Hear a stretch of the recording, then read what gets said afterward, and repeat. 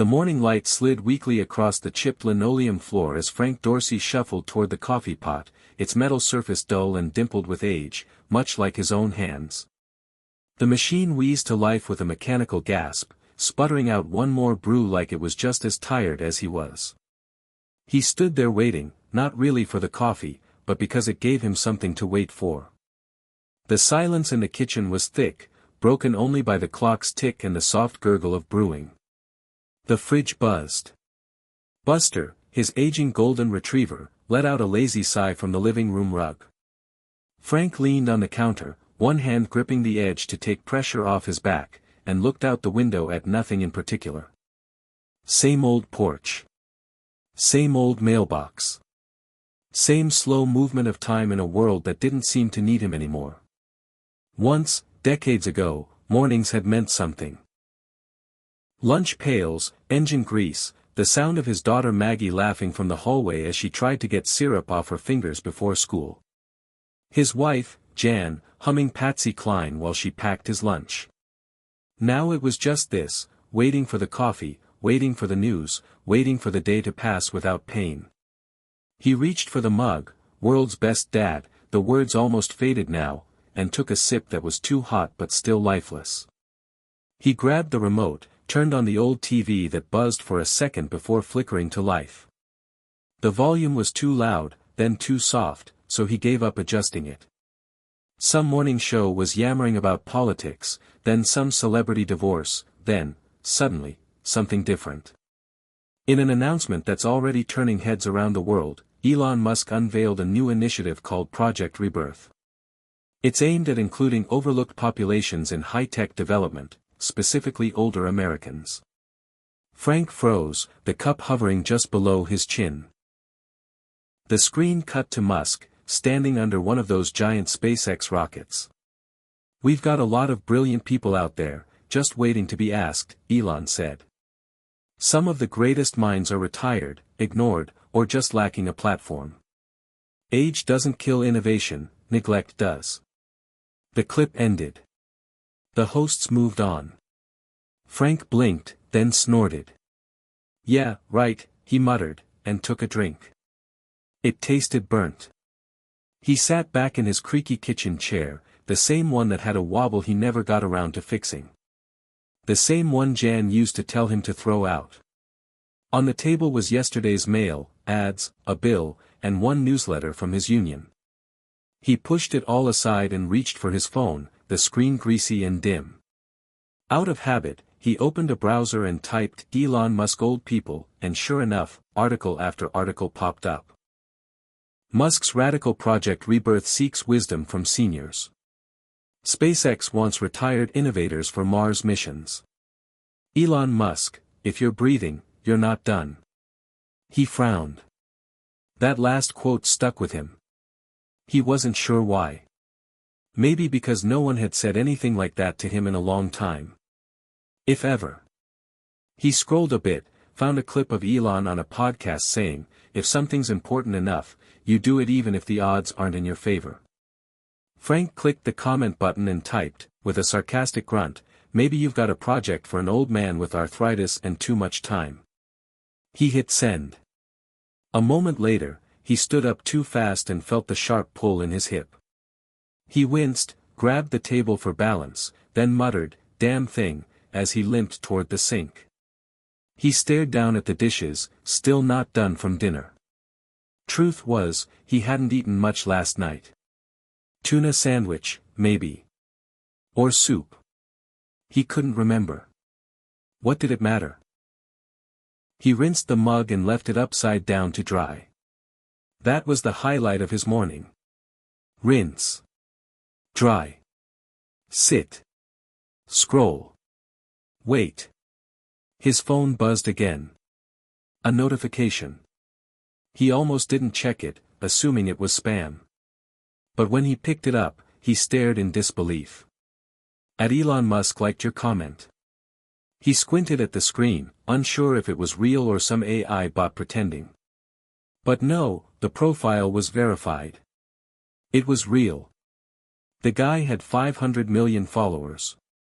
And he had just liked Frank's throwaway line about arthritis and time. Frank blinked. Then he laughed. Just a short, half-cough of a laugh. Well, ain't that something? He didn't know what it meant. Probably nothing. But still. It was, something. He opened the comments. There were replies. Dozens. Then hundreds. This is amazing. You go, man. Never too late to join the mission. Can you build stuff? You should. We need people like you. Frank sat down slowly, his fingers trembling a little as he scrolled. One message read. My dad's 70 and thinks he's useless. I showed him your comment and it made him smile for the first time in weeks. Frank exhaled, deep and slow. His chest felt strange. Like it was opening up, just a bit. He leaned back and stared at the ceiling. A crack ran from one corner to the other, he'd meant to patch it for years. But now he didn't care about the crack. Or the coffee. Or the cold kitchen. He was thinking about the garage. About the old blueprint he had stashed in a box behind the tools. The one he drew up when he was 25. Solar-based combustion. Alternative fuel. A dream he never followed because bills piled up, and life happened, and no one had asked for his ideas. Until now. Or maybe they still weren't asking, but he could offer. He stood slowly, knees aching like gravel grinding. He grabbed his keys, told Buster to hold down the fort, and opened the back door. The sunlight was sharp, too hot for comfort, but he walked through it anyway, down the 2 wooden steps, across the cracked concrete, and up to the garage door. He paused there for a moment, staring at the faded paint and the handle that always stuck. He hadn't opened it in almost a year. But now, with a grunt and a tug, it creaked upward, inch by inch. Dust motes danced in the beam of light that sliced into the room. The smell of oil, old wood, and rust hit him like a memory. The workbench was there, just as he left it. Tools hung crooked on the pegboard. A stack of yellowed papers peeked out from under a tarp. He reached for them, heart beating a little faster than usual. And there it was. His blueprint. The lines faded but clear. A machine powered by the sun, designed to run clean, made with parts anyone could find. His dream, untouched, unfinished, and never forgotten. Frank ran his fingers across the paper like it was something sacred. He didn't know what he was going to do. Not yet. But he knew one thing. He wasn't done. Not by a long shot. Somewhere in the digital noise of a world moving too fast, someone like Elon Musk had heard him, had seen him. Maybe it was a fluke. Maybe it didn't mean anything. Or maybe, just maybe, it was the first ripple of something bigger. Frank looked up at the bare light bulb overhead, then at the silent room. He smiled. Let's see what you've still got, old man. And with that, he reached for the wrench, blew the dust off the blueprint, and got to work. Hit subscribe and leave a comment with where you're watching from. This story might just spark a new beginning. What's one thing that always pushes you forward, even when things get tough? The blueprint lay on the workbench like a ghost from another life, its lines still clear enough to follow, its angles sharp even after decades of dust and disregard. Frank Dorsey stood over it with a quiet reverence, the same way he once looked at his newborn daughter through the hospital glass, overwhelmed by the terrifying promise of potential. He ran a calloused finger along the drawing of the small combustion chamber, then the intake valve, then the note in the corner where he'd scrawled, "Sun-fed power, zero guilt." That was before the divorce, before the layoff, before the furnace broke and the car gave out and the dream had to be boxed up to make room for reality. He'd drawn it in 1977, the year before Jimmy Carter put solar panels on the White House, back when he believed the world would be built by the ones who showed up early and stayed late. But Frank hadn't stayed late. He'd left early. Not by choice. Life just had other plans. The past wasn't a movie reel playing in order, it came in flashes. The summer heat in the garage the year he built the first model from scrap lawnmower parts. Jan standing in the doorway, arms crossed, watching him work with that familiar smirk that meant she was impressed even when she pretended not to be. The night she told him they were pregnant and he promised he'd get serious, take the factory job, put the garage stuff beside. Just for a while, he'd said. A while turned into 40 years. He'd taken the job at the paper mill. It was steady. Paid okay. The hours were long but simple. He told himself he'd go back to the blueprint on weekends, but weekends turned into repairs around the house, trips to the grocery store, teaching Maggie how to ride a bike. There was always something just a little more urgent than an old man's dream of building something the world hadn't asked for. Then the layoffs came in the 90s. He tried to freelance, tried to revive the design, but he was out of step with the times. Computers were taking over. Engines were changing. He didn't speak the new language. The kids were faster. Younger. Sharper. By then, Jan's cancer had taken hold. He became her caretaker, then her nurse, then her funeral planner. After that, the garage door didn't open much. The wrenches stayed on the wall like medals from a war no one remembered. Maggie drifted away. College, then marriage, then divorce. She called every few weeks, then every few months. Now it was Christmas cards and one awkward birthday lunch a year. They never fought. They just couldn't find each other anymore. She saw a man who never chased his dreams, who settled. He saw a daughter who never understood how much he'd given up to protect the life they had. They never said it. They just let the silence fill in the rest.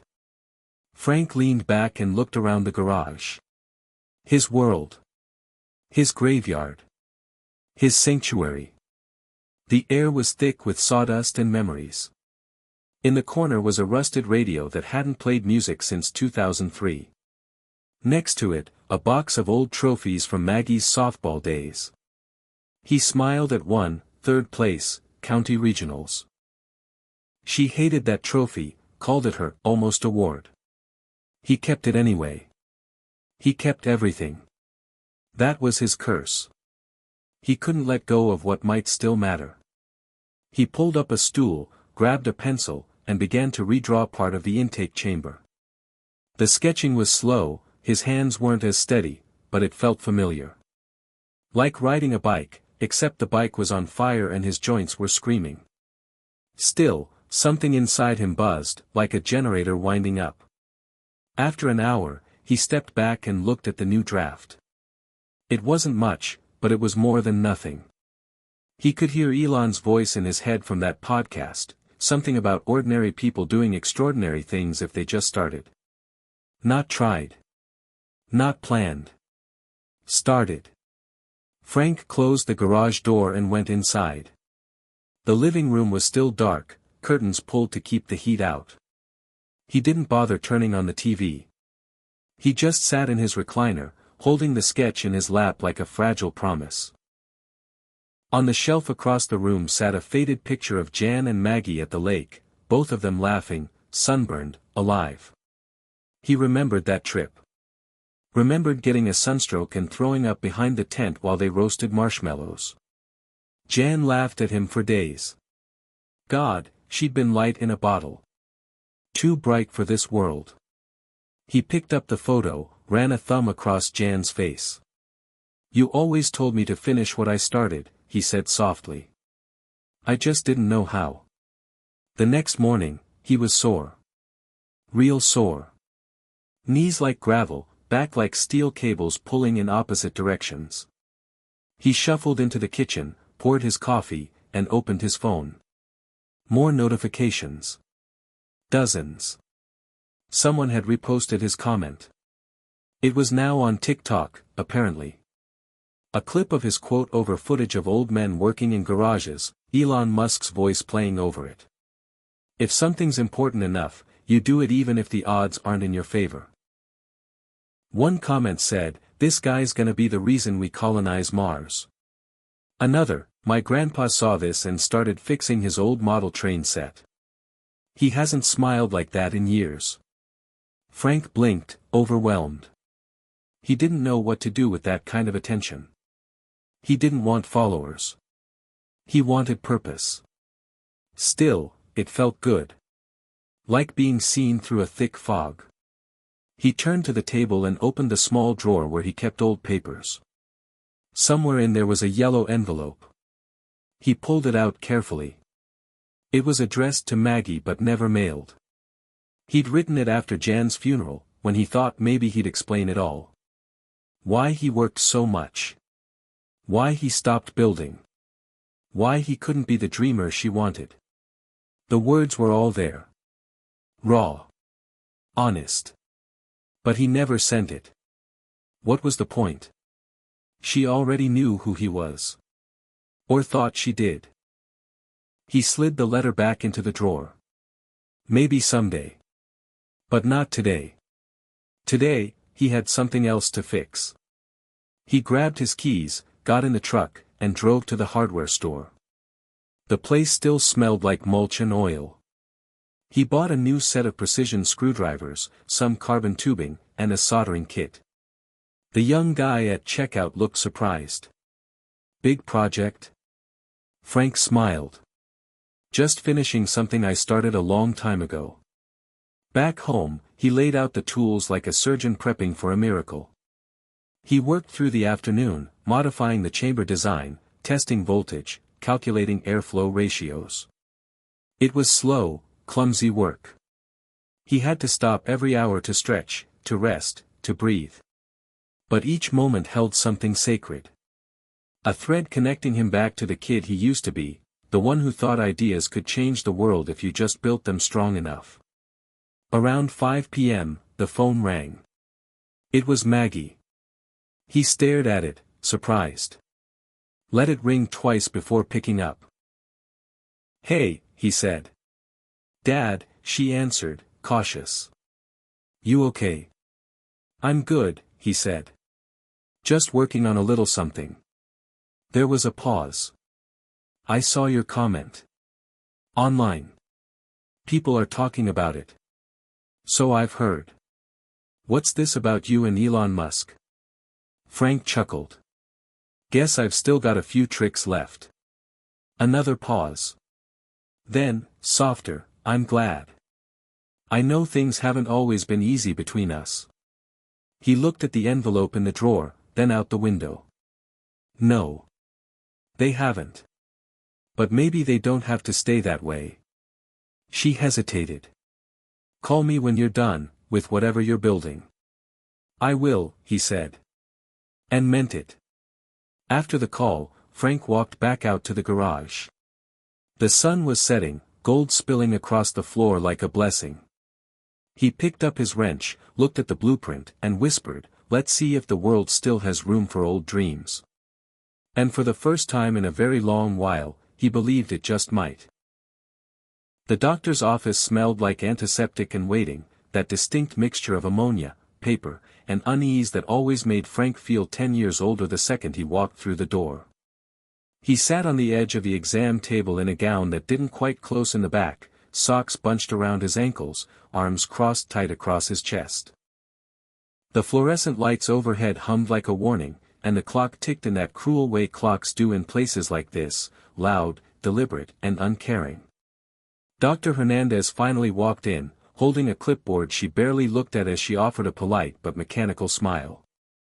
She was young, probably early 30s, sharp-eyed, efficient. Mr. Dorsey, your blood pressure's high again, she said, tapping her pen against the chart. Cholesterol's still up. Your knee x-rays show more degeneration, and that arthritis in your right hand. Not surprising at your age, but it's progressing. Frank gave a single nod, lips pressed together. He'd heard it all before. But today, something about the way she paused before continuing rubbed him the wrong way. I think it's time we had a different kind of conversation, she said, softer now. You're 72. We need to start focusing more on quality of life than pushing yourself too hard. Walking, light stretching, maybe a community center activity. Something safe. Frank squinted at her. Safe, he repeated flatly. Yes, she replied, friendly but firm. There's no point in risking a fall or another flare-up. At your stage, it's better to slow down than speed up. He clenched his jaw, then slowly pulled his pant legs down, wincing as his knees protested. Thanks, Doc, he said. I'll keep that in mind. The drive home was quiet. Buster sat in the passenger seat like always, ears perked, watching traffic like he could do a better job. Frank's hands gripped the wheel tighter than they needed to. He was trying not to replay the conversation, but it looped in his head anyway. At your stage. Quality of life. Maybe a community center activity. The truth was, he'd heard some version of that line in different forms for years now. From the pharmacy tech. From the mechanic when Frank brought in the truck and got a lecture about how long he planned on driving it. From Maggie, after he tried to hang a shelf in the laundry room and threw out his back. You're not 30 anymore, Dad. And now from a doctor with good intentions and bad delivery. Frank parked the truck in front of the house and sat there a minute. Then another. Then another. The garage door was closed, the blueprint inside waiting like a patient he'd forgotten to check on. He looked down at his hands. Swollen knuckles. Wrinkled skin. A tremor when he gripped too tight. He flexed his fingers. They still worked. Not perfectly. But they worked. He opened his phone without thinking, muscle memory guiding his thumb to the comment thread from 2 days ago, the one under Elon's repost. It was still going. Thousands of people had seen it. Some had shared their stories, older folks who were writing books, building furniture, reconnecting with old dreams. A woman named Lucille, 83, who said she was learning to code with her grandson. A man in Kentucky, 68, who fixed his neighbor's electric scooter and was now thinking of starting a YouTube channel called Grandpa's Garage. Frank scrolled until he found it. Elon's original quote. If something's important enough, you do it even if the odds aren't in your favor. He stared at the words. Heard the voice again. Heard his own, too, young Frank, back when life was still possibility and not limitation. Then he heard Jan's. You always give up before it gets good, she used to tease, only half joking.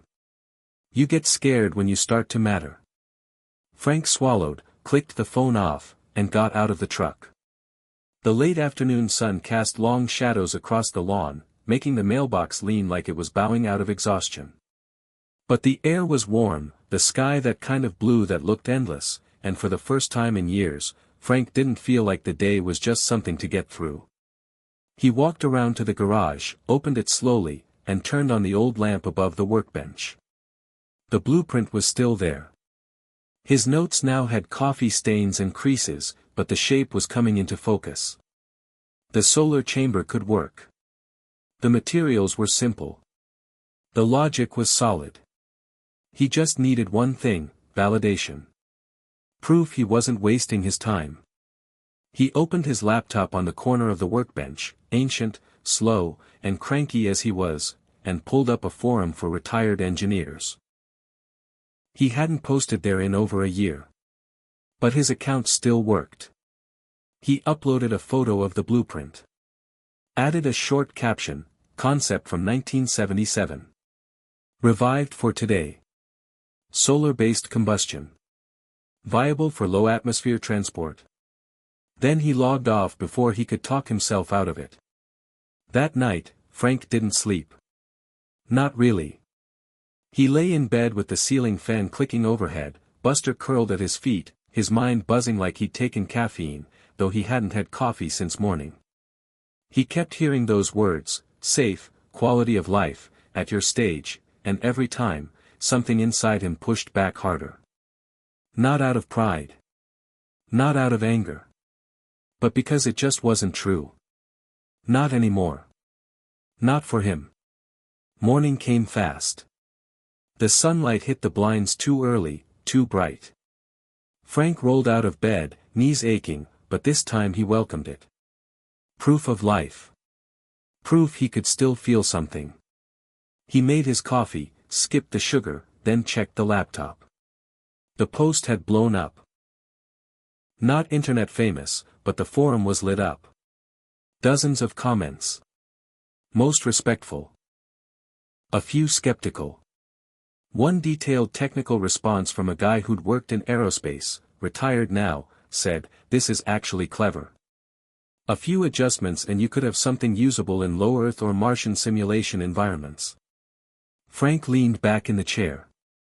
He stared at the screen, the words blurring a little, not because of the resolution but because something inside him cracked open like an old pipe warming up for the first time in winter.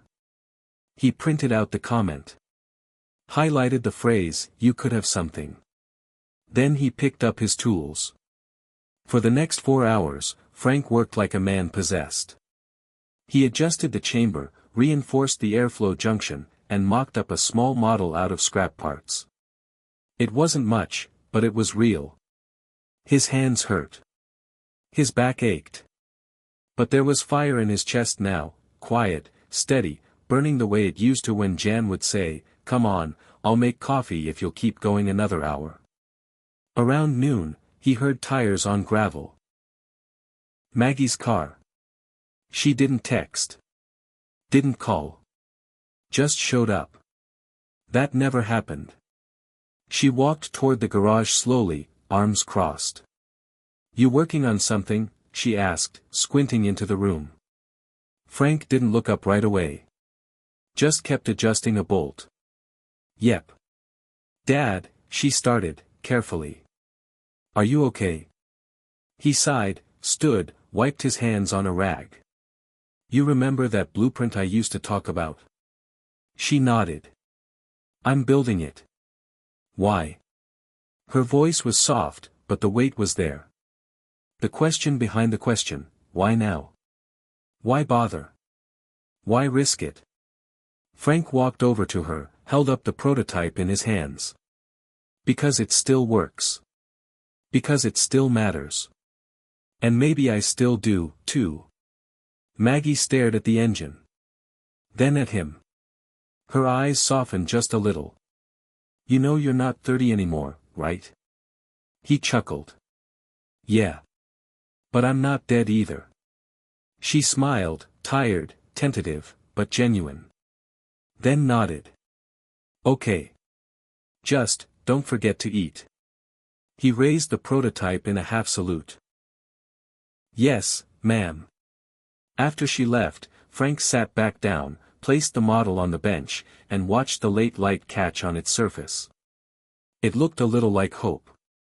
A little like rebellion. And a lot like something that might just matter. Frank Dorsey didn't know what made him check his email again at 3:17 a.m., but he did. Maybe it was the aching in his legs that woke him, maybe it was the echo of Maggie's voice from earlier, "You know you're not 30 anymore," or maybe it was the hum in his chest that still hadn't quieted since the garage door creaked open 2 weeks ago and let the dream back in. The inbox was mostly junk, a few sale alerts from stores he hadn't visited in years, a newsletter from the hardware co-op, and then, tucked quietly between the noise, a message with the subject line, "Your comment sparked something bigger." He stared at it for a few seconds, unsure if it was spam, a scam, or just another motivational blog from someone trying to sell a subscription. But something in the sender caught his eye, projectrebirth@zindustries.org. His finger hovered over the screen before he tapped it open. The message was brief. "Mr. Dorsey, your comment on Elon Musk's post has gained more attention than you may realize. We're curating a group of individuals over 60 whose life experiences, ideas, and perspectives align with the vision of Project Rebirth. Your story caught the eye of our senior innovation panel. Would you be willing to speak with us in a short video call later this week? Please confirm interest by clicking the secure link below. With respect, Reena Patel, Director of Outreach, Project Rebirth." Frank blinked. Read it again. Then again. A video call? With Musk's team? Was this a prank? One of those AI deepfakes? But the email wasn't flashy or pushy. It felt real. Cautious, like it expected him to say no. He sat back in his chair, the dim glow of the laptop painting his weathered face in soft blue, and thought about the blueprint, the half-built prototype on the workbench, the dozens of comments that had followed his offhand reply under that clip, and the way his pulse had felt louder than the silence in the house ever since. He clicked the link.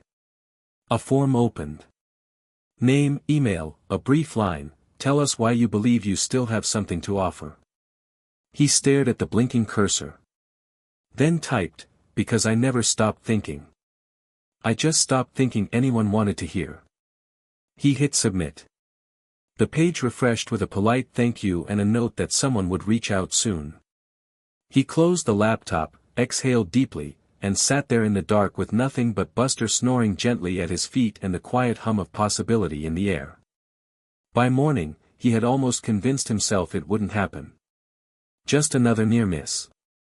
Another polite no. But when the phone rang at 10:43 a.m., displaying a California number, something inside him said, answer it. The voice on the other end was crisp, professional, and surprisingly kind. Mr. Dorsey, this is Rena from Project Rebirth. We received your form. Do you have time this Thursday for a short video conversation with a few members of our panel? Frank cleared his throat, caught somewhere between disbelief and suspicion. You're serious? We are. Mr. Musk has a deep respect for legacy knowledge. We're exploring voices that haven't had a microphone in decades. Your comment, your design sketches, they stood out. Frank agreed. Slowly. Cautiously. Thursday at 2 p.m. Central. She said she'd send the Zoom link. He scribbled it down on a notepad already half covered in combustion notes. After the call ended, Frank stood in the kitchen for a long while, not moving, not even blinking, just staring out the window at the back fence where the vines had overgrown since spring. His heart was thudding, not fast, just deep. Like it was trying to tell him, this matters. Don't mess it up. The rest of the week crawled by. He kept fiddling with the prototype, smoothing wires, adjusting valves, rewriting portions of the blueprint he thought were beyond saving. He shaved. Trimmed his eyebrows. Even dug out the old collared shirt Jan used to say made him look like a senator, ironed it the best he could with the shaking in his hands, and laid it over the back of a chair so it wouldn't wrinkle. The morning of the call, he woke up at 5:12 without an alarm. Couldn't eat. Couldn't sit still. He took Buster for a longer walk than usual, nodding at the same neighbors who always waved from their porches but today added something extra. Saw you on the news, Frank, one said. Heard you're talking to Mars folks, said another. Frank smiled politely, nodded, but kept walking. He didn't want to jinx it. At 1:59 p.m., he sat in front of the laptop, the Zoom window open, waiting. His hands were folded in his lap. The background was the garage wall. He'd cleaned it up, pinned the blueprint behind him on a cork board, made sure the light was just right. He looked like a man halfway between fear and faith. The screen blinked. Then came the chime. Rena appeared first. Late 40s maybe, sharp eyes, kind smile, with the calm warmth of someone who'd seen a lot of doubt and wasn't afraid of it. Then came another face, gray hair, glasses, a woman named Carla who introduced herself as a propulsion engineer from the early NASA shuttle days. Then came another, an Indian man in his 60s who designed microsatellites for environmental projects. Frank suddenly realized, this wasn't a panel interviewing him. It was a round table. He was one of them. Rena smiled. Frank, we're so grateful you're here. What you wrote, it hit home for a lot of us. Carla nodded. Too many people think the best ideas stop at 50. They don't. They just stop getting listened to. Frank felt his throat tighten. All he could do was nod. The meeting wasn't long, maybe 40 minutes. He told them about his original blueprint, about working in the garage between night shifts, about shelving the dream to raise a daughter and care for a dying wife. He showed them the prototype. It wasn't finished, but it was real. Carlo leaned in and said, "This design, this approach to atmospheric combustion using stored solar heat, it's not far-fetched at all. In fact, it's cleaner than some of what we used in low-budget testing rigs." Frank didn't know what to say. He hadn't expected praise. Or validation. He'd expected a polite dismissal. Maybe a thank you for your time. But then came the final question from Rena. "Frank, if you had the support, the tools, and the mentorship, what would you do next?" Frank looked directly into the camera, his hands finally steady. "I'd finish what I started. And I'd help someone younger build something better than mine. I don't care if my name's on it. I just want to know I mattered." There was silence on the call. Not awkward. Not dismissive. Just, respectful. Like they understood. Like they felt it too. When the meeting ended, Frank sat in the garage for a long time. No music. No fanfare. Just him, the model, and the blueprint that had waited patiently for him to remember who he used to be. That evening, Maggie called again. She'd watched the live stream, they'd posted clips on the Project Rebirth site. She'd seen him talk about January. About the night he gave up the dream. About the morning he found it again. She was quiet at first. Then said, "You didn't just get seen today. You made people feel seen." Frank wiped his face, though he hadn't realized he'd started to cry. "I didn't mean to," he said. "I just told the truth." "Maybe that's what we need more of," she whispered. Before they hung up, she added something else. "You know, I have some time next weekend. Maybe I could help you film something. For your design. For your story. If you want." Frank nodded slowly. "I'd like that." After the call, he walked back into the garage and stood over the blueprint. He didn't touch it. Didn't work. Just looked at it like a map that had finally started to make sense. One comment. That's all it took. One impulsive sentence fired off in a moment of burnt coffee and doubt. And somehow, it had opened a door he didn't even know was still there. He exhaled, deep and full. Looked up at the rafters and whispered, "You were right, January. I just had to matter to me first." And then, as the sun dropped low and the shadows stretched long across the concrete, Frank Dorsey, 72 years old, arthritic, recently reawakened, picked up his wrench and got back to work. Frank tightened the clamp on the pressure valve with deliberate care, his knuckles stiff and his wrist aching just beneath the surface. The torque wasn't right, not yet, but close. Close was good. Close meant progress. A bead of sweat rolled down his temple and hit the concrete at his feet, where 100 little drips had already marked his hours in the garage this week.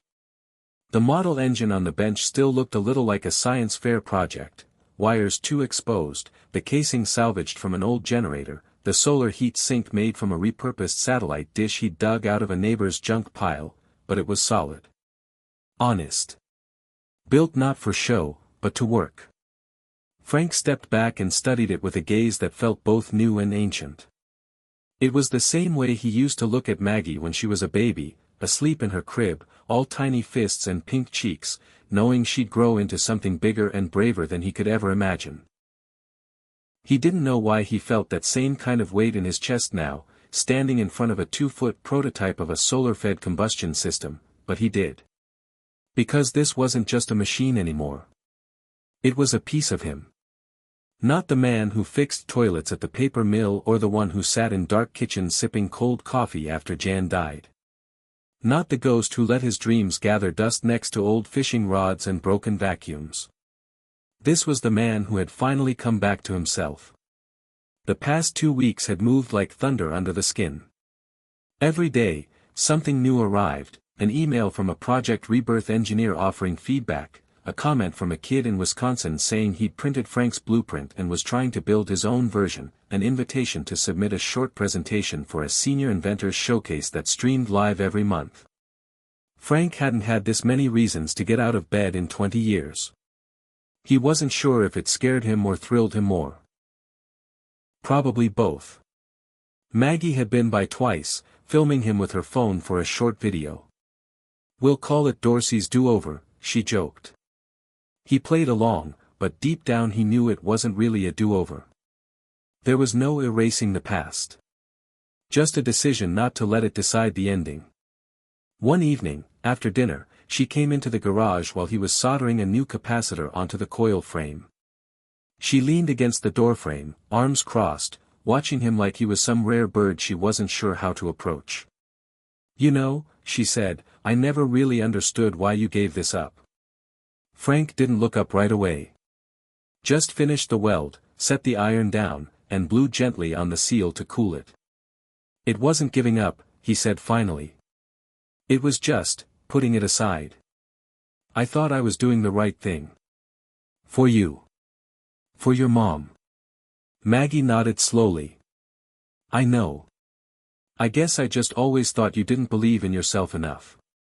Frank smiled faintly. "No, sweetheart. I believed in myself. I just stopped thinking that mattered." She didn't reply right away. Then she said, "Well, I'm glad you remembered." The next morning, a box arrived on his porch, postmarked from Austin, Texas, with a note clipped to the top. It read, "We believe in this. Here's something to help. Keep going. Project Rebirth." Inside were precision tools, circuit components, and a lightweight composite casing designed for thermal capture, parts he would never have been able to afford or find on his own. Frank carried the box into the garage like it was made of glass, heart pounding with something close to disbelief. He laid the tools out slowly, reverently, the way Jan used to line up her silverware before guests came over, everything in its place, a quiet ceremony of intention. He worked for 9 hours straight that day. Only stopped when Buster nudged his leg with his nose, reminding him that living things still needed dinner and walks and breaks to stare at the sky. They sat on the back porch afterward, Buster panting, Frank nursing a glass of water and rubbing his lower back. The sun was setting behind the fence, painting everything in amber. Frank watched the sky like it was talking to him. Maybe it was. He remembered a night like this from 1979, after his third failed prototype caught fire in the garage and scorched part of the wall. Jan had stood in the doorway, hands on hips, laughing so hard she had to sit down. "Well," she said through tears, "at least you didn't blow up the house. That's progress." She brought him lemonade and sat next to him on the porch, both of them watching the sky like it held all the answers they couldn't put into words. "One day," she whispered, "they're going to build something just like that, and you'll say, 'I thought of it first.'" He'd smiled, kissed her forehead, and said, "Yeah, but someone else will make it real." She turned to him and said something he never forgot, "So why not you?" He hadn't answered then. He didn't know how. But now, 46 years later, he did. That same night, Frank opened his email and recorded a short video submission for the Senior Inventors Showcase. Nothing fancy. Just him sitting in the garage with the prototype behind him, speaking straight to camera. He introduced himself, told them where he was from, gave a quick breakdown of the system, and then, at the very end, looked into the lens and said, "I thought my time had passed. Turns out, I was just waiting for the right moment to begin." And if you're watching this thinking your best ideas are behind you, I'm telling you, they're not. You just have to dust them off and give them another look. He submitted the video. Didn't tell anyone. Not even Maggie. 3 days later, it went live. He only found out because his neighbor's grandson came running across the lawn with a tablet in his hand shouting, "Mr. Dorsey, you're on the homepage." Frank watched it play, stunned. His old face on a clean white background, voice strong, hands moving with conviction. The comment section lit up, I showed this to my grandpa and now he's working on his wood lathe again. This man's voice made me cry. We need more of this. Elon was right, dreams don't expire. Frank sat down in the garage with the laptop in his lap and let it wash over him. All the years he'd felt invisible. Irrelevant. All the days that felt like repetition instead of life. All the nights he stood in front of the bathroom mirror asking himself, is this all there is? They didn't feel wasted anymore. They felt like build-up. Like pressure before release. Like groundwork for a second act he didn't know he'd be allowed to have. Maggie came over that evening with takeout and 2 beers, and they sat in the garage eating Chinese food off the workbench, laughing about how terrible he still was at chopsticks. She played the video on her phone and asked, so, now what? Frank leaned back, wiped his hands on a napkin, and looked at the model. Now, he said, we build something that lasts. The engine? She asked. Not just the engine, he said. The story. The idea. That we're not done until we say we're done. Later that night, Frank took a pen and wrote something in the corner of the original blueprint. Not a formula. Not a measurement. Just 4 words, started living again here. Then he circled it. The line wrapped around the date he reopened the garage. It looked almost like a heartbeat. Almost like a promise. The dust never really bothered Frank. It had a way of settling in quietly, soft and stubborn, like the years themselves, coating everything in the garage with a layer of memory and neglect. It was in the cracks of the concrete floor, in the corners of the old toolbox, in the worn grooves of the workbench where Jan once carved her initials as a joke one 4th of July. Even after all these years, the letters were still there, J.D. Loves the mad inventor, just faint enough to feel like a whisper. Frank didn't sweep it anymore. Not all of it. He left some dust where it landed, like it belonged, like it was part of the story. Because second chances, he was learning, don't arrive wrapped in gold. They come in the middle of your ordinary life, covered in dust, disguised as work. The kind of work you don't do for recognition or money, but because it brings something back to life that had been slowly going numb inside you. It had been 3 weeks since his video submission went viral on the Senior Inventors Showcase. 3 weeks of emails, messages, interviews, and calls, people from all over the country, some as old as 80, writing to him to say things like, you reminded me who I was, and I thought no one cared if I built anything anymore. One man from Detroit, a former car factory worker in his 70s, sent Frank a photo of a homemade electric scooter he was building for his granddaughter and signed it, inspired by you and Elon Musk, the 2 people crazy enough to believe old bones still have power. Frank printed that one and taped it to the garage wall. Right next to the blueprint. He was still working on the combustion model, still adjusting the flow intake, still tweaking the solar retention panels using materials Project Rebirth shipped every few days. But something deeper was shifting, too. It was like his life had switched back on. His days had rhythm now. Not busy work, but purpose. He woke with ideas instead of dread. He drank his coffee warm, not cold and forgotten. He even put up a small dry erase board in the garage and wrote, today's mission, at the top each morning, like he was running a space station instead of a broken-down ranch house outside of Wichita Falls. Today's mission read, optimized turbine chamber, 2 mm shift might fix delay. Buster was curled up nearby, his ears twitching each time Frank muttered to himself. The dog didn't know what a combustion turbine was, but he seemed to know something good was happening. Maybe it was the energy in Frank's hands. Maybe it was the way the old man now hummed under his breath like he used to when Jan was alive. That afternoon, Maggie dropped by with a surprise. She pulled into the driveway honking twice and waved him out to the curb like she used to when she was 16 and borrowing the car. When Frank walked out, wiping grease off his hands with an old shop rag, she popped the trunk and pulled out a stack of small cardboard boxes. What's this? He asked. She grinned. Your official fan mail. Fan mail? Yup. Some people wrote to the Project Rebirth office asking how to contact you, and they forwarded the letters to me to pass along. You're apparently something of a grandfather figure to a lot of young engineers now. Frank blinked, stunned. What the hell are they writing me for? Because you reminded them what grit looks like. She handed him the stack. I thought maybe you'd want to read a few before I take off. I've got to run errands, but I'll be back later to shoot more footage for the next video. People are asking for updates. After she left, Frank sat at the kitchen table, a beer in one hand and the stack of letters in the other. He opened the first one slowly, like it might break. It was from a 26-year-old woman named Kayla in North Carolina. Dear Mr. Dorsey, it read, I watched your story at 2 a.m. when I was ready to give up on engineering school. I've been told I'm too quiet, too weird, too idealistic. But hearing you talk about never being too old to start again. I don't know. Something in me clicked. I printed your blueprint and it's pinned to my dorm wall now.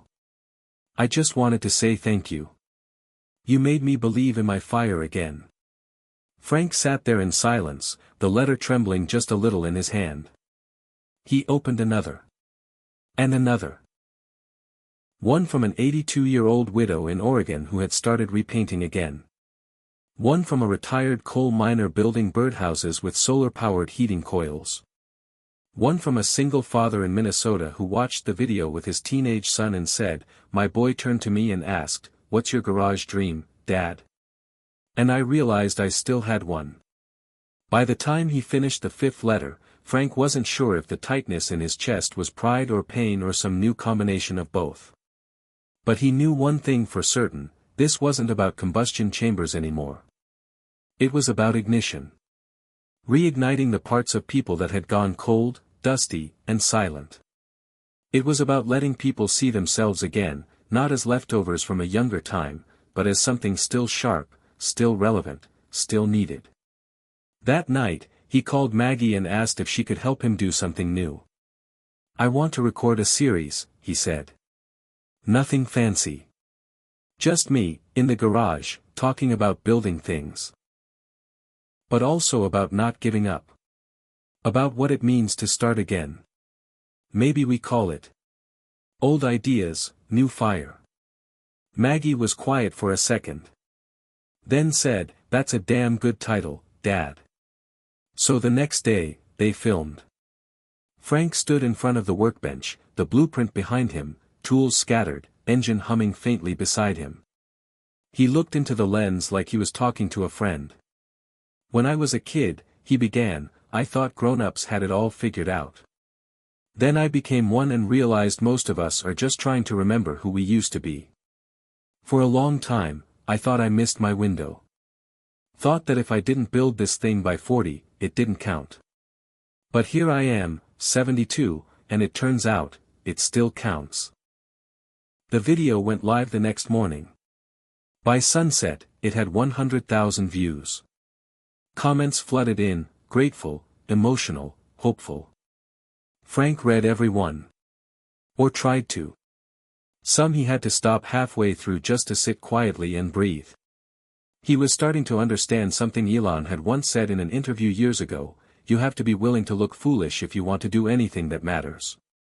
Frank had felt foolish a lot lately. Talking to a webcam. Telling strangers about his failures. Crying in his truck after reading letters from people he'd never met. But he didn't feel ashamed. Not anymore. He felt alive. And that was worth more than pride. Worth more than comfort. Worth more than whatever image of growing old gracefully the world kept trying to sell him. Because grace, he now believed, wasn't about fading out quietly. It was about burning brighter just when people thought your fire had gone out. Around midnight, Frank walked into the garage one last time before bed. He looked at the blueprint. Touched the corner where he'd written, started living again here. The ink was smudged, the dust was settling again, and the prototype still wasn't perfect. But none of that mattered. What mattered was that he was still building. And this time, he wasn't building to prove something. He was building because something inside him finally said, yes. Now. And for the first time in a long, long while, Frank believed it. Frank Dorsey stood before the prototype, its metal frame glinting under the garage light, humming with the faint promise of heat and motion. He had left the cover off last night, let a low charge run through the conduction wires just to watch copper coils glow against dark. It was an experiment, reckless maybe, but necessary. Something inside him needed proof that he could still push boundaries. His bones ached like a blacksmith's bellows, but his mind was sharp. That hum, that faint vibration, felt like a pulsing heartbeat, reminding him what being alive could still mean. He reached forward, adjusted a valve, felt the valves open and close under his calloused fingers, and for a moment he was 30 again, years evaporating, leaving only purpose.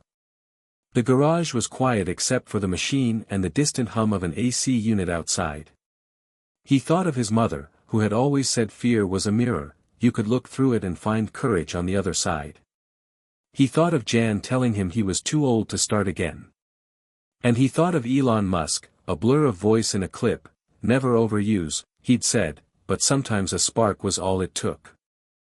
Frank closed his eyes, took a breath, and let the spark spread through him like wildfire. Just then, the garage door rattled, footsteps on concrete. He opened his eyes. Maggie stepped in, her face tense, holding her phone like a shield.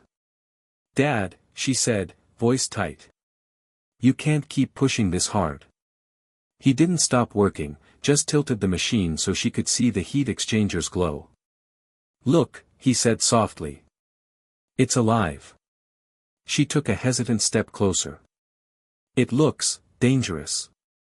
He smiled, tired. Everything worthwhile starts dangerous. She watched as he flipped a lever, the prototype roared and light flared inside the chamber. A wave of heat swept out. Maggie blinked. Frank shut it down. The glow faded. Silence reclaimed the garage. He leaned against the bench, breathing hard. "I'm 72, he said, voice low. "But not broken." Maggie shook her head. "I'm not saying you should stop. Just, slow down. Let's make this safe." He nodded. "Okay." Later, they spread out blueprints on the workbench and plotted safety overrides, emergency cutoffs, temperature sensors. She stayed until sundown, helping him log data, phone lines open to Project Rebirth engineers offering remote validation. It was a moment of peace, two generations standing side by side, building not just a machine, but trust. That night Frank couldn't sleep.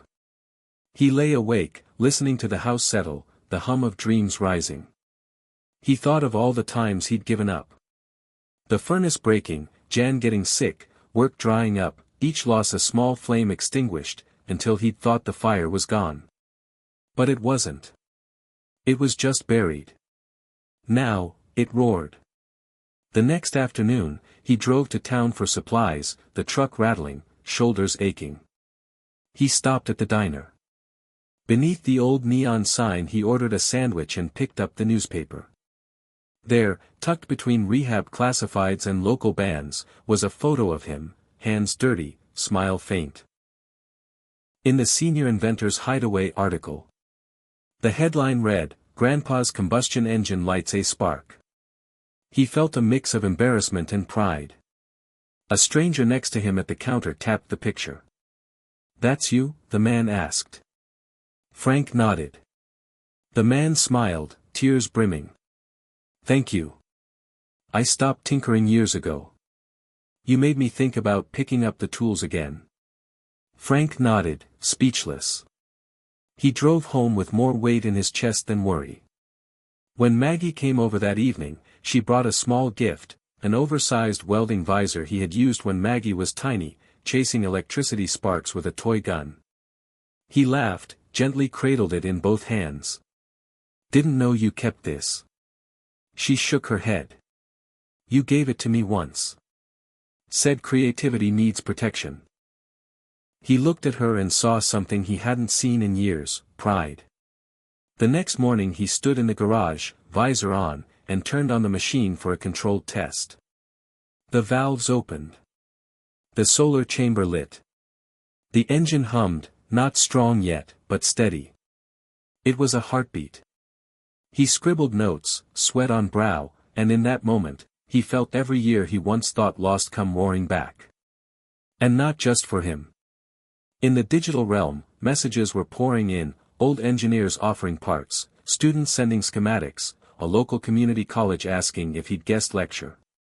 Life, he realized, didn't stop building once you get older. It just builds new forms. That evening he called his daughter again. "Listen," he said, voice quiet. "I'm walking through fire. But I'm not burning." She choked up. "I see you." He closed his eyes. That was enough. Frank looked at his reflection in a wrench handle gleaming at the edge of his workbench. Lines deep in his face, but in his eyes, fire. The man who walked through fire wasn't recovering from life. He was walking into new life, ignited, alive, courageous. Frank sat on the porch steps of his old ranch house, the evening sky melting into deep orange and purple. The cicadas buzzed, and a soft breeze carried the scent of freshly cut hay from the fields beyond. It was a quiet scene, the kind that felt like an old friend comforting you in your darkest moments. Yet, inside Frank, a storm raged, memories, doubts, hopes, and fears clashing like thunder.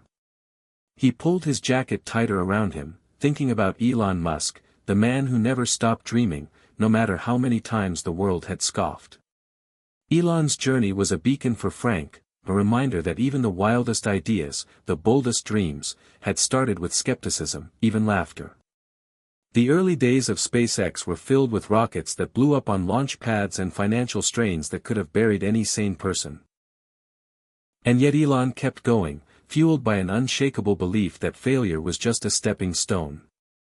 Frank had watched those stories like a lifeline, wondering if he had any fight left in him.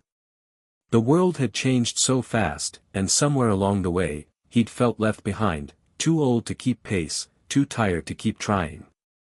But Elon's defiance whispered back, "Keep going. Keep believing." That whisper grew louder when Frank opened his inbox that morning to a message from a stranger named Eddie. Eddie was 68, from Ohio, and wrote with a shaky kind of hope. "I saw your video," he said. "I'm an old machinist, retired for years, but your fire made me dust off my tools. I'm rebuilding my late wife's antique tractor, hoping to get it running by her birthday. I guess what I'm saying is, you're not alone." The word struck Frank deeply. He replied, telling Eddie about Project Rebirth, about how Elon's fearless mindset had cracked open something in him too. Frank wasn't just building an engine anymore, he was building a community. That afternoon, the phone rang. It was Jim, his old friend from high school, a man who'd once dared to dream bigger but got buried under decades of factory layoffs and family struggles. "Frank," Jim said, voice rough, "I watched your latest video. Hell, I laughed at Elon back in the day. Thought the guy was crazy. But you're the real deal. You've got something I lost." Frank could hear the tremble in Jim's voice, the echo of a man reclaiming hope. "Come by tomorrow," Frank said. "We'll figure it out." When Jim arrived the next day, they walked through the garage together, the air thick with tools, dust, and the smell of motor oil. Jim looked at the prototype, then back at Frank, eyes shining. "You're right. We can do this. Even now." Frank smiled. "It's never too late. You know what Musk says, persistence is very important. You should not give up unless you are forced to give up." They worked side by side, sharing memories of youth, of ambitions shelved but not forgotten. The laughter was tentative at first but grew genuine, a kind of healing music. That night, Frank lay in bed, thoughts swirling. The past had been heavy, filled with regrets and lost chances, but now, the future shimmered with possibility. He realized that age wasn't a cage, it was a stage. The stage where resilience, experience, and hope could dance together. And maybe, just maybe, the world was ready to listen again. Frank stood in the garage, the soft glow of dawn seeping through the cracked windows, dust motes swirling like tiny stars suspended in the air. The blueprint lay spread across the workbench, lines, curves, and notes he'd scribbled in the margin over the past weeks. This wasn't just a machine anymore. It was a symbol, a lifeline thrown to anyone who felt their best days were behind them. Every crease on the paper echoed a memory, late nights bent over drafting tables, failures that taught more than success ever could, and the quiet voice inside that refused to quit. Frank ran his finger over the schematic, tracing the path of the combustion chamber, imagining how the parts would hum together like a well-rehearsed orchestra. He had learned, slowly but surely, that blueprints weren't just drawings, they were maps to rediscovery, to hope, to new beginnings. Maggie burst into the garage, cheeks flushed from the brisk morning air. "Dad, you need to see this." She held out her phone, streaming a live video from Project Rebirth's community hub, a virtual town square where inventors, dreamers, and rebuilders from all over the country gathered. "Look," she said, "your designs inspired dozens to start their own projects. There's a woman in Arizona using your engine to build a solar-powered water pump for her farm. And a group in Michigan is modifying it for their greenhouse." Frank blinked, overwhelmed. The ripple effect was real, and it was growing. "It's not just about me anymore," he whispered. "It's about us." Together, they watched stories unfold, voices of people whose age and doubts had kept them silent for too long, now speaking loudly through sweat, determination, and sparks of creation. Frank's heart swelled with pride and something deeper, responsibility. The blueprint wasn't just a project, it was a promise. That life's best chapters often come late. That it's never too late to build, to dream, to change. Later that day, Frank pulled out an old leather-bound journal. It was the one Jan had given him when they first married, filled with empty pages waiting for stories. He opened it and wrote. "The blueprint for a new life isn't found in machines or plans. It's in courage, the courage to try, to fail, to rise again. Age is not the end. It is the beginning of a different kind of strength." Outside, the sky darkened briefly with a summer storm, lightning striking far in the distance. It felt like nature's own reminder, sometimes, the fiercest storms birth the clearest skies. Frank closed the journal and looked around his garage, his sanctuary and workshop. The hum of the prototype filled the space with promise. His phone buzzed again, a message from Eddie, the machinist in Ohio. "Finish the tractor. It runs." A simple sentence, but it felt like thunder to Frank. Because it meant they were building more than machines. They were building legacies. And this blueprint, once just lines on paper, was now the blueprint for all of them, proof that the fire of creation burns brightest when we believe it still can. Hit subscribe and leave a comment with where you're watching from. This story might just spark a new beginning. What's one thing that always pushes you forward, even when things get tough? Frank Dorsey sat in the cramped waiting room of the county hospital, the sterile scent of antiseptic mingling with the nervous tension in his chest. The late afternoon sun filtered weakly through Venetian blinds, casting long, striped shadows on the linoleum floor. Around him, the quiet murmurs of other patients, the rustle of magazines, and the distant beeping of monitors filled the air with a mechanical hum. He clenched his fists, trying to steady the rapid beating of his heart. This wasn't just another doctor's appointment. It was a reckoning. The test results from his cardiologist were in, and he knew what they might say. Years of neglect, years of pushing his body beyond its limits in pursuit of a purpose that many his age had long abandoned, had left their mark. A lifetime of hard work, regret, and now, possibly, the physical consequences. But Frank wasn't ready to surrender. Not yet. He thought of Elon Musk's words echoing in his mind, "When something is important enough, you do it even if the odds are not in your favor." That relentless defiance against limits, against age, fear, and failure, was Frank's secret weapon. The nurse called his name. His heart skipped a beat as he followed her down a narrow corridor to the doctor's office. Dr. Patterson, a brisk but kind woman in her 40s, looked up from the chart and offered a measured smile. "Frank, your tests show some stress on your heart. It's not critical yet, but if you don't take it seriously, things could get worse." Frank nodded slowly, absorbing the gravity of her words. "I understand. What do you recommend?" "Lifestyle changes, medication, less physical stress. And follow-up appointments to monitor your condition." The doctor's tone was gentle but firm, a warning wrapped in care. As Frank left the hospital, the world felt heavier, as if a weight had settled on his chest along with the diagnosis. He thought of Maggie's concern, the doubts his children had voiced, the whispered warnings from neighbors and friends who thought he was chasing shadows.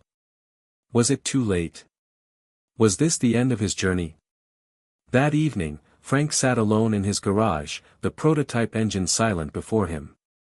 The hum of hope was drowned by the steady tick of his heart.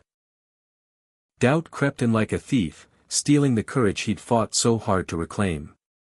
But then, a familiar video clip popped into his mind, Elon Musk on a stage, talking about the first rockets that exploded and the skepticism that nearly crushed his dreams.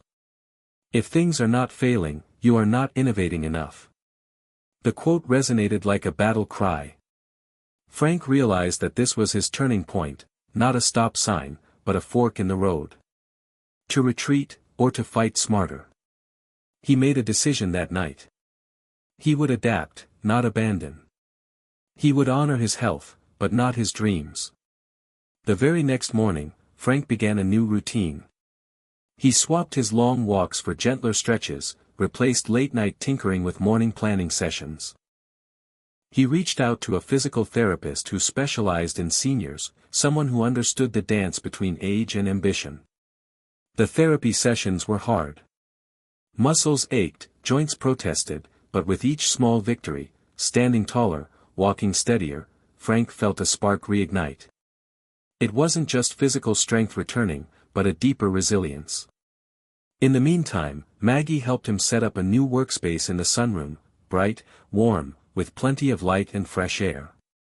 Here, Frank shifted focus from heavy machinery to computer modeling and design, blending his mechanical know-how with modern technology.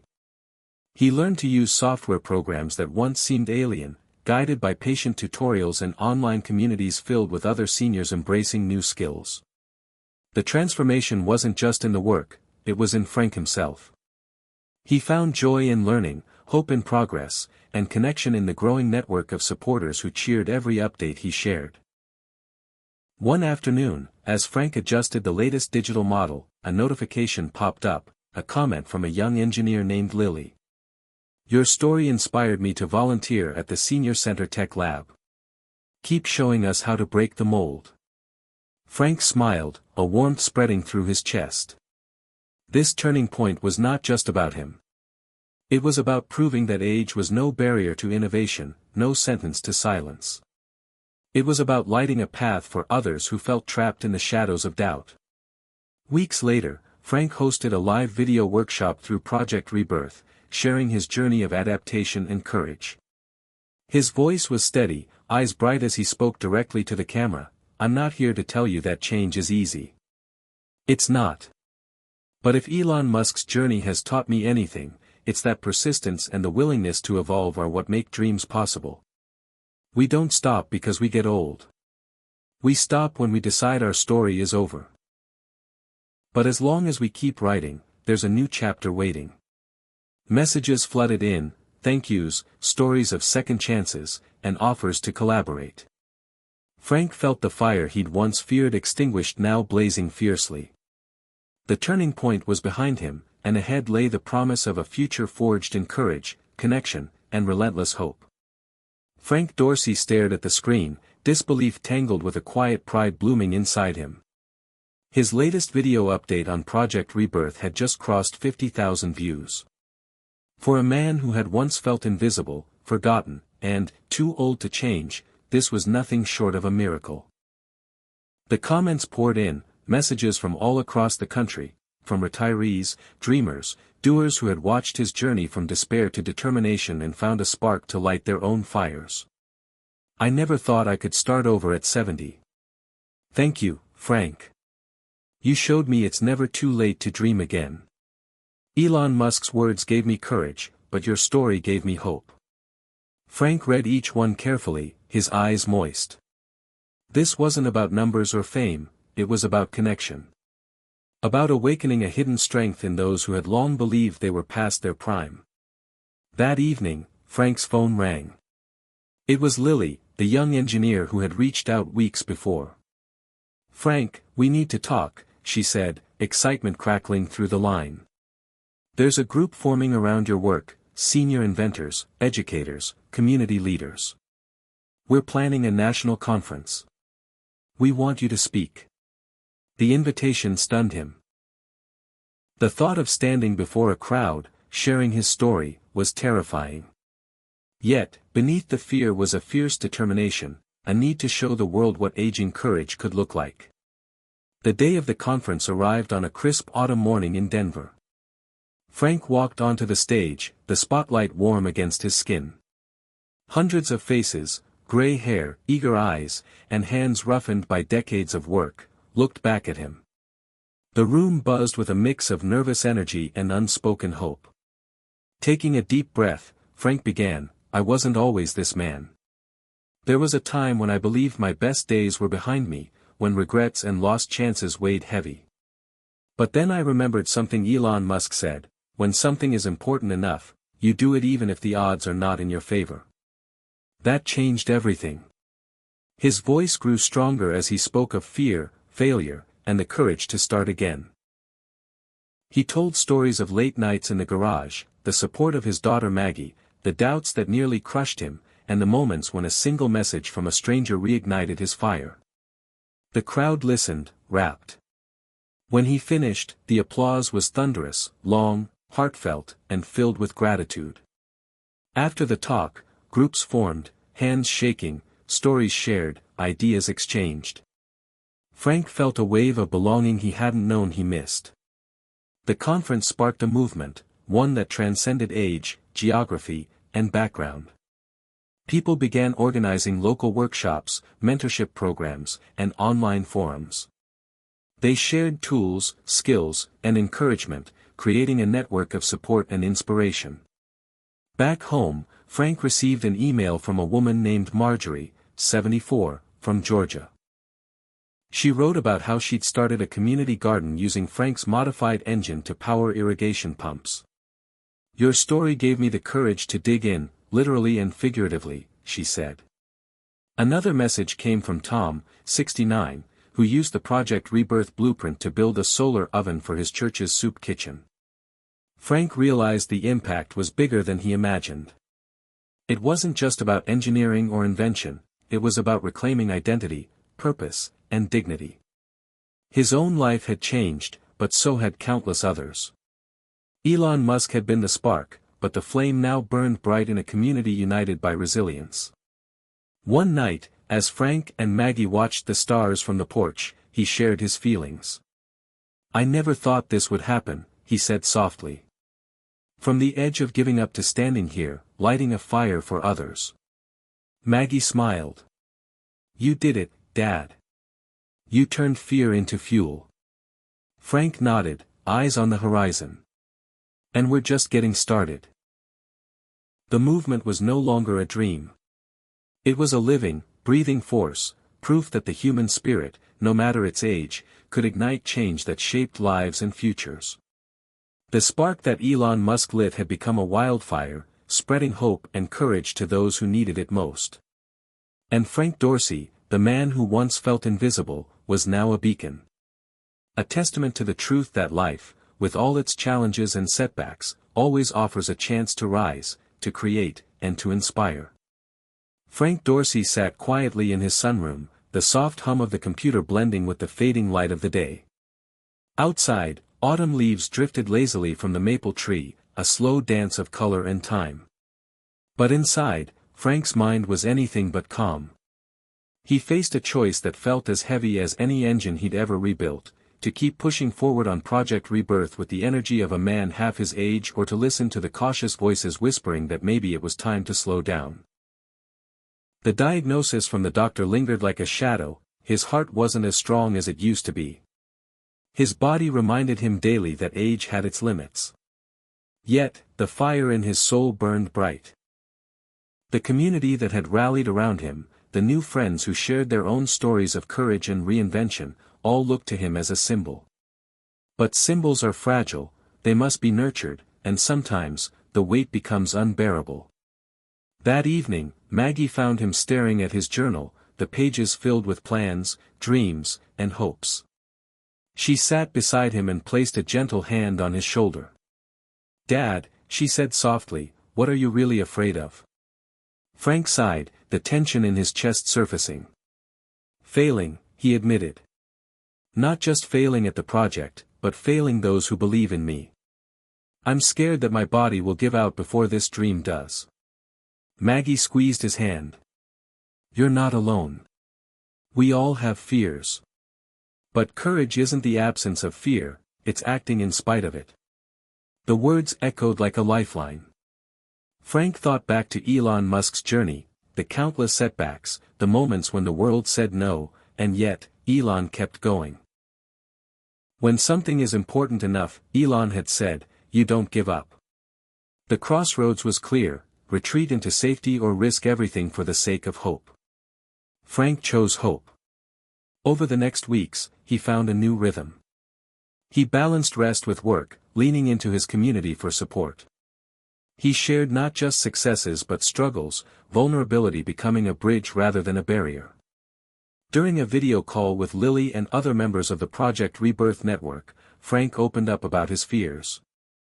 The response was overwhelming: messages of solidarity, advice on managing health while pursuing passion, and offers to help adapt the project to his needs. It became clear that courage wasn't a solo journey, it was a shared one. One afternoon, Frank received an invitation to a televised interview about his work in the movement he had helped ignite. It was a chance to reach millions, to spread the message that reinvention is possible at any age. But with that opportunity came intense pressure. As the interview day neared, Frank wrestled with anxiety and self-doubt. Could he represent the movement with honesty and strength? Was he ready? On the morning of the interview, Maggie found him pacing the room. "Remember," she said, "you don't have to be perfect. You just have to be real." Sitting under the bright studio lights, Frank spoke from the heart. He shared his story, the regrets, the setbacks, the diagnosis, and the determination that refused to quit. He spoke about Elon Musk not as a genius billionaire but as a man who dared to dream bigger, fail harder, and try again. Millions watched and listened, many seeing themselves in Frank's story. Letters and emails poured in from seniors who felt inspired to take their own steps toward transformation. But the real turning point came days later when Frank received a call from his estranged son, Michael.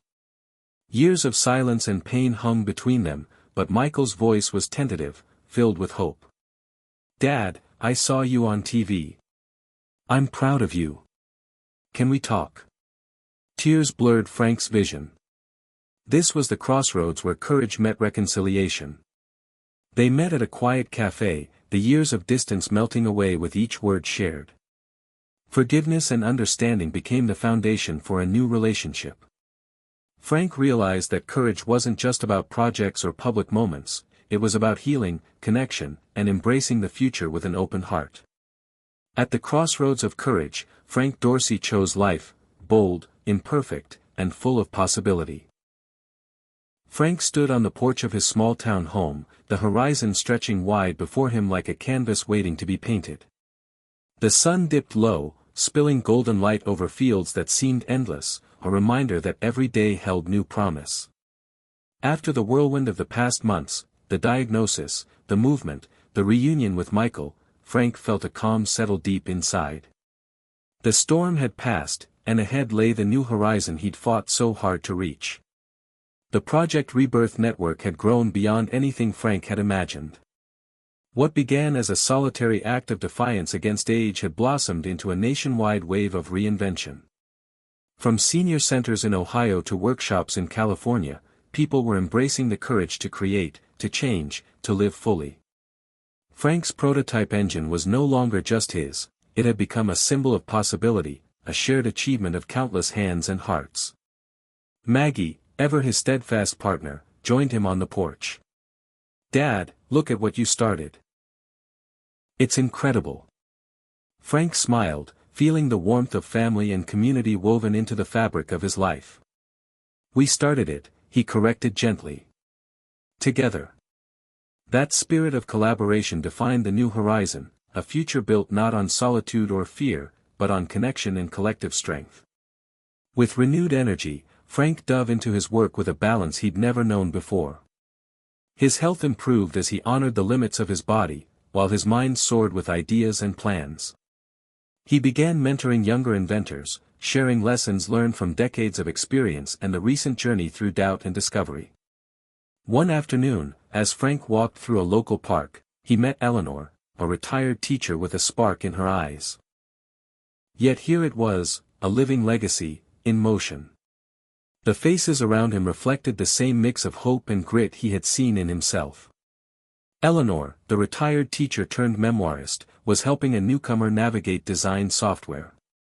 Tom, who had built solar ovens, demonstrated his latest prototype. Even Lily, the young engineer who had become a vital link between generations, coordinated a group brainstorming session. Frank felt a surge of pride, not for himself, but for the community they had built, one that celebrated resilience, creativity, and the refusal to fade away quietly. He took a moment to look out the window, where autumn leaves spiraled gently to the ground, a reminder that seasons change, but life always moves forward. The legacy they were creating wasn't just about inventions or accolades, it was about rewriting the story of aging, challenging the narrative that youth was the only time for impact. Frank thought back to his earliest days of doubt. The doctor's warning, the estrangement from Michael, the lonely nights wrestling with fear. Now, those memories served as fuel, proof that transformation was possible even when the odds seemed stacked. As the day unfolded, Frank led a session on innovation and adaptation. He shared lessons from Elon Musk's philosophy, the courage to fail, the relentless pursuit of purpose, and the refusal to accept limits imposed by others or oneself. His words were met with eager nods and thoughtful questions, a testament to how deeply the message had taken root. Later, Frank received a message from Michael, who was organizing a fundraising event for seniors pursuing creative projects. Their renewed bond was a daily gift, one that reminded Frank that legacy was as much about relationships as it was about achievements. That evening, Frank sat by the fireplace, reflecting on the journey from isolation to community, from fear to fearless. He realized that the true legacy in motion wasn't just the movement or the projects, it was the spirit of hope and action that lived in every person who dared to believe they still mattered. Elon Musk had sparked the flame, but the fire now belonged to all of them. And as long as that flame burned, the story of what it meant to age would continue to change, one courageous step at a time. Frank Dorsey never thought he'd be standing in a high-tech innovation lab, surrounded by cutting-edge machinery and buzzing with a crowd that included both seasoned scientists and eager young engineers. Just a few years earlier, the idea of walking into a place like this would have seemed impossible, a world too fast, too new, too young. But today, Frank was here not just as a visitor, but as a contributor, a symbol of what it meant to break barriers. The barriers of age, doubt, and invisibility that had once held him captive now lay shattered behind him. He remembered the days when the doctor had advised him to slow down, when his own children doubted his dreams, when society seemed to whisper that his time had passed. Yet, with each step forward, Frank challenged those whispers, proving that courage and creativity know no expiration date. The Innovation Lab was part of a new initiative sparked by Project Rebirth's success, an intergenerational collaboration designed to harness the wisdom of experience alongside the fresh perspectives of youth. Frank's role was to bridge those worlds, showing how age could be a source of strength rather than limitation. As he walked through the space, he saw familiar faces from the movement, Eleanor refining her storytelling software, Tom testing a solar-powered water purifier, Lily guiding a group through the latest engineering challenge. The atmosphere was electric with possibility. One afternoon, Frank was invited to lead a workshop on problem-solving, using his decades of experience to guide teams tackling real-world issues. He watched as seniors and young innovators brainstormed, debated, and created together, their diverse backgrounds blending into a powerful force for change. The breakthrough moment came when a group presented a prototype for a low-cost, easy-to-use medical device designed to help seniors manage chronic conditions at home. Frank felt a surge of pride and hope.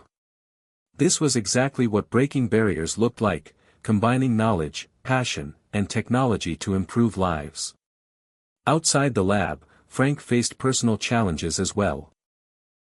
His health required careful attention, and the balance between pushing forward and honoring his limits was delicate. But with support from Maggie, Michael, and the community he'd helped build, Frank learned to listen to his body without losing sight of his purpose.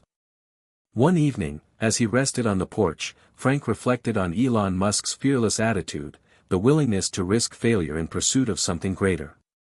He realized that breaking barriers wasn't just about external obstacles, it was about overcoming the internal fears that tell us we're too old or too late. Frank had learned that courage is a muscle, strengthened by use, and that the human spirit is capable of extraordinary resilience. The movement was no longer just his story. It was a collective anthem of defiance, hope, and possibility. Through every invention, every connection, and every challenge overcome, Frank and his community were rewriting the narrative of aging, proving that life after 60, 70, and beyond could be a vibrant frontier of discovery and impact.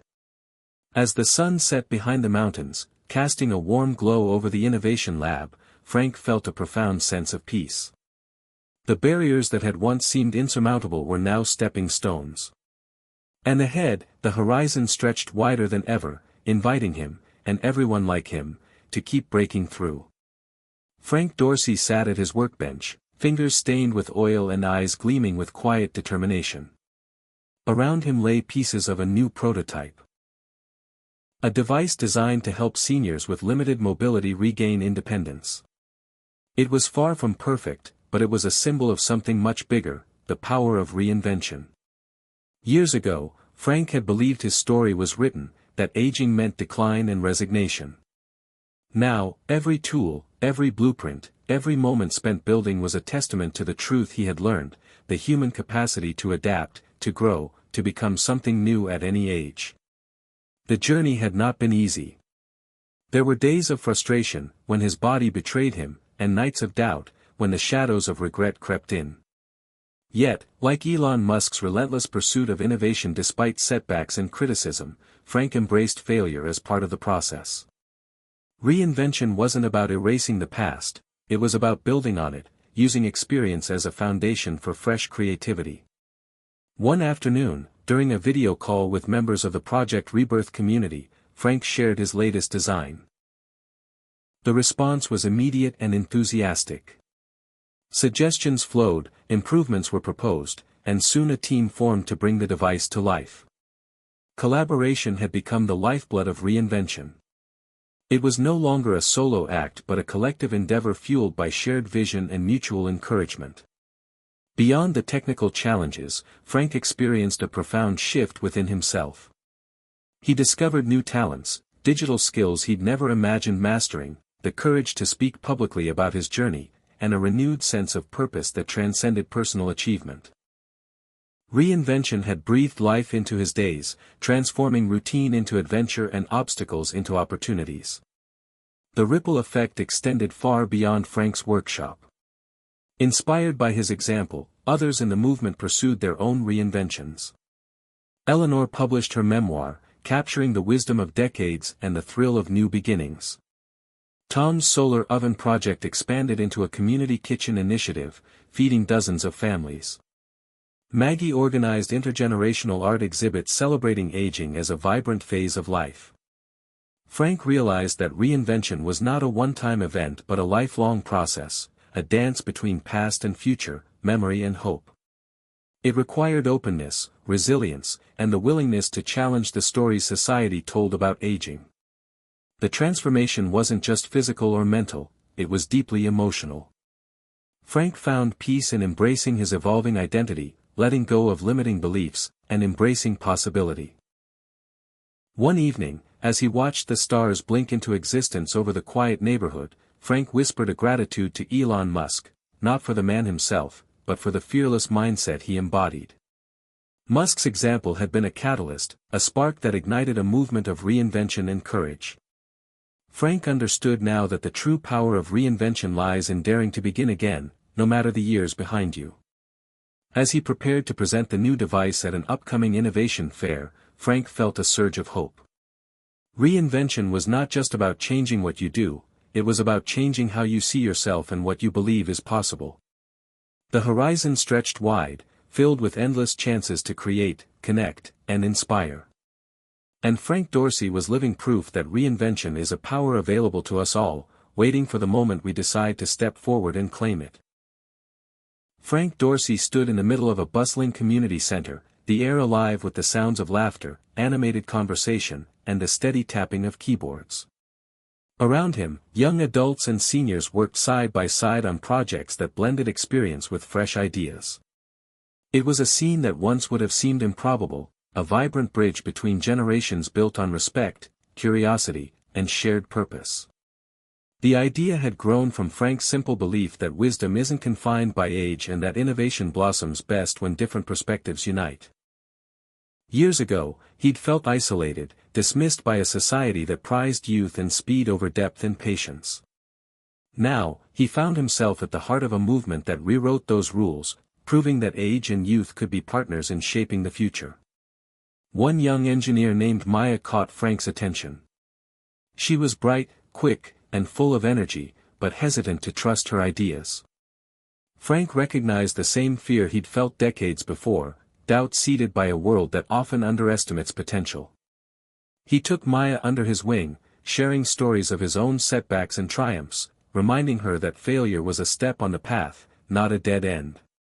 Together, they worked on a device designed to improve accessibility for the elderly and disabled, a project that blended Frank's technical wisdom with Maya's fresh perspective on technology. As they collaborated, Frank noticed something remarkable: the flow of ideas was not just about creating products but about building understanding. The young learned patience and respect for experience, the older rediscovered curiosity and openness to new methods. The community center became a hub of intergenerational exchange, workshops where retired teachers taught storytelling techniques alongside coding classes, gardening clubs that shared tips across decades, and storytelling circles where histories and dreams intertwined. Frank felt the power of connection bridging not only age gaps but emotional divides, loneliness giving way to belonging, skepticism turning into hope. One evening, during a community event, Frank watched as Michael spoke alongside Maya and Eleanor. Their voices blended in a harmonious message of unity and progress. Michael, once distant, had become an advocate for the movement, inspired by his father's courage. Frank realized that the bridge they'd built wasn't just between generations but within families, communities, and hearts. He thought back to Elon Musk's relentless vision. A reminder that true progress often comes from challenging conventions and embracing the unknown. The bridge between generations was more than collaboration, it was a revolution in mindset, a testament to the human capacity for empathy and growth. As Frank walked home that night, the stars overhead twinkling like beacons, he felt a profound sense of peace. The movement he'd helped spark was no longer just about invention or reinvention, it was about connection. And in that connection lay the power to change not only lives but the very fabric of how we understand aging, legacy, and purpose. Frank smiled, knowing that the bridge they'd built would carry countless others forward, lighting the way to a future where every age mattered, and every voice was heard. Frank Dorsey stood backstage at the grand auditorium, his heart pounding like a drum in his chest. The lights beyond the curtain cast a warm glow over the sea of faces waiting for him. Hundreds of people, many of them seniors, gathered to hear his story, his message, his truth. The moment he'd dreamed of, feared, and worked toward had arrived. This was more than a speech. It was a declaration, a final step in his journey from invisible to visible, from doubt to courage. For decades, Frank had wrestled with questions that haunted him in the quiet of night. Was it too late to matter? Would anyone listen? Could he truly change the narrative of aging? Now, as he adjusted the microphone and glanced into the crowd, he saw familiar faces, Maggie's proud smile, Michael's encouraging nod, Eleanor and Maya ready to cheer him on. He took a deep breath and thought of Elon Musk, the man whose fearless mindset had ignited this journey. Musk's words echoed in Frank's mind, when something is important enough, you do it even if the odds are not in your favor. Frank knew this was important. More than that, it was necessary. The spotlight shifted, and Frank stepped forward, the weight of silence settling before his voice broke through. Good evening, he began, steady but emotional. I'm here because I once believed my story was over. That after 60, my time had passed. But I learned something crucial: the story isn't finished until we say it is. His words rippled through the crowd, resonating deeply. Frank shared the raw truth of his journey. The regrets, the loneliness, the fear. But he also spoke of hope, of reinvention, of the power to break barriers no matter one's age. He recounted how Elon Musk's bold vision had sparked a fire within him, inspiring him to reclaim his purpose and create something meaningful. Frank's voice faltered as he told the story of his estranged relationship with Michael and the hard-won reconciliation that brought healing. He talked about the Project Rebirth community, how ordinary people, once feeling invisible, had come together to build, to dream, to live fully. Tears glistened in the eyes of many, their own stories reflected in his. The auditorium was a sanctuary of shared experience, where vulnerability was met with empathy and courage with applause. Then came the unveiling, the prototype device Frank had labored over, designed to empower seniors with mobility challenges. The crowd watched as he demonstrated its features, the collective excitement palpable. This was more than a machine, it was a symbol of possibility, a beacon for what lay ahead. Questions poured in during the Q&A, from practical inquiries to heartfelt expressions of gratitude. Frank answered with humility and passion, embracing the connection between speaker and audience. When the event concluded, a standing ovation filled the room, echoing long after the lights dimmed. Backstage, Michael embraced his father, their bond unspoken but deeply felt. Maggie wiped tears from her eyes, proud beyond words. Frank's heart swelled with a profound realization: this moment was not an endpoint, but a beginning. The moment of truth wasn't about proving himself to others, it was about embracing his own worth and inspiring others to do the same.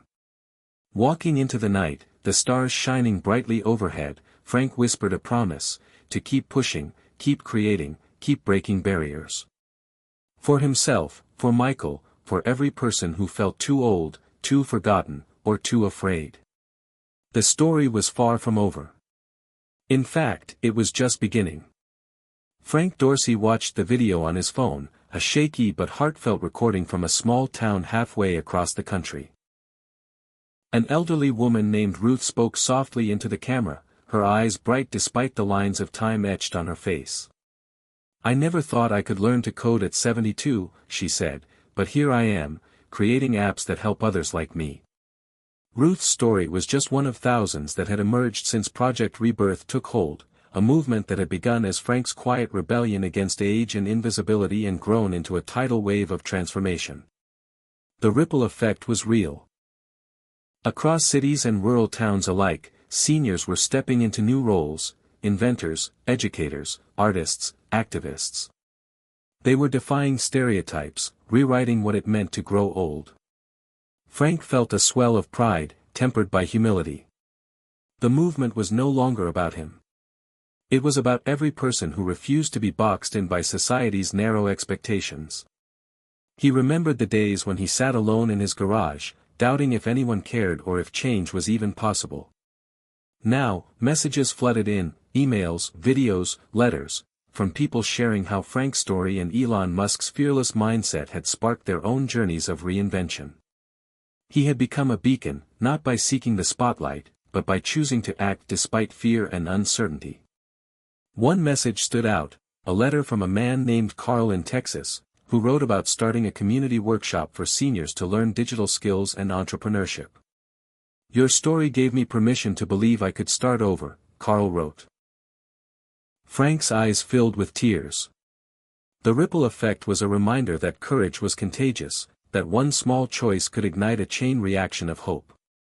The Project Rebirth network had grown into a tapestry of connection, mentors pairing with ments, local chapters organizing events, partnerships with universities and businesses eager to support aging innovators. Frank often marveled at how a spark from Elon Musk's radical thinking had become a fire shared by thousands. Yet, with growth came challenges. Frank grappled with how to maintain the movement's authenticity and inclusivity as it expanded. He wanted to ensure that every voice mattered, that no one was left behind in the rush toward innovation. To that end, he worked with leaders across communities to build programs focused on accessibility, emotional support, and intergenerational collaboration. The ripple effect was not just about products or projects, it was about human connection, healing, and empowerment. It was about changing hearts and minds as much as changing systems. One afternoon, Frank visited a local senior center hosting a Project Rebirth showcase. The room buzzed with excitement as participants demonstrated inventions, recited poems, and shared stories of transformation. Frank's presence was met with hugs and gratitude, reminders that the movement was alive in the hands and hearts of so many. As he listened, he understood that the ripple effect would continue long after he was gone, carried forward by every person who dared to believe that life's later chapters could be the most vibrant yet. Walking home beneath a sky streaked with twilight hues, Frank felt a profound sense of peace. The ripple he'd started had become a wave, reshaping the landscape of aging and possibility. And in that wave was the promise of a future where everyone mattered, every story was honored, and every moment held the potential for change. Frank Dorsey stood on the porch of his small house, the sun casting golden light across the neighborhood he had called home for decades. The crisp morning air carried the scent of fallen leaves and fresh beginnings. As he sipped his coffee, Frank reflected on the incredible journey that had led him here, a journey that began with fear and doubt but transformed into a testament of courage, connection, and reinvention. He had once believed that aging meant fading away, becoming irrelevant, forgotten. But now, he knew the truth, it was never too late. The end was just a new beginning. The Project Rebirth movement, sparked by a simple spark of inspiration from Elon Musk's boldness, had grown beyond anything Frank could have imagined. It had breathed life into communities, restored relationships, and changed the way society saw its elders. But for Frank, the greatest transformation was within himself. He felt alive in a way he hadn't in decades, energized by purpose and surrounded by people who believed in the power of second chances. Today, he was preparing to launch a new initiative, a mentorship program pairing seniors with young innovators to continue the work of bridging generations. This program was a culmination of everything he had learned, that legacy isn't just about what we build, but about who we inspire. His phone buzzed with messages from participants ready to share their stories, volunteers eager to help, and even a video from Elon Musk himself, congratulating the movement on its impact. The words were simple but profound: keep pushing boundaries. Age is a mindset, not a limitation. Frank smiled, feeling that same spark of determination that had fueled him from the start. As the day unfolded, friends, family, and members of the community gathered to celebrate. Michael, now fully healed in body and spirit, spoke proudly of his father's unwavering courage. Maggie shared stories of how the movement had brought joy and meaning to their lives. Eleanor read a poem about transformation, while Maya and other young innovators showcased projects born from the collaboration Frank had championed. The celebration was not just for accomplishments but for the spirit of resilience and hope that defined their shared journey. Later, as twilight settled over the horizon, Frank found a quiet moment alone. He looked up at the stars, the same stars he had gazed at during his darkest nights. He whispered a promise, not just to himself, but to everyone who had dared to dream: I was never too old. I was just waiting for permission to matter again. And now, that permission was given, to all who would claim it. The new beginning was not an endpoint but a continual unfolding, an invitation to live fully, love deeply, and create boldly, no matter the number of years behind or ahead. Frank knew the future was unwritten, and with each breath, each step, he was ready to write the next chapter, with courage, connection, and the unstoppable power of reinvention. Hit subscribe and leave a comment with where you're watching from. This story might just spark a new beginning. What's one thing that always pushes you forward, even when things get tough?